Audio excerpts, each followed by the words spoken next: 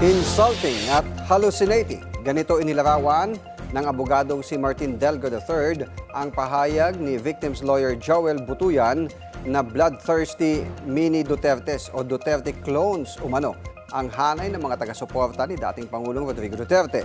Sa panayam sa The Hague, sinabi ni Delgra na walang patunay ang ganitong mga banat at hindi maaring ilarawan bilang uhaw sa dugo ang milyon-milyong sumusuporta sa dating Pangulo. Git niya, marami pa ring naniniwala kay Duterte dahil sa kanyang mga pro-poor na programa at pamamahala. Pasensya na, pero nasulat ko yung notes ko doon. He was a bit hallucinating and all those remarks that he had mentioned.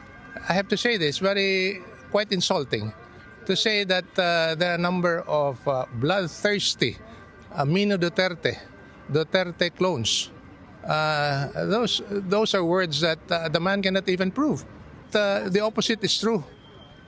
Millions believe on Rodrigo Duterte on top of or in spite of his policy insofar as the addressing the menace of illegal drugs in the country, but as well as overall his governance, which is very pro-poor, very pro-people, and he understands it very well because he talks to the people, he is with the people in having to understand the people's needs and aspirations.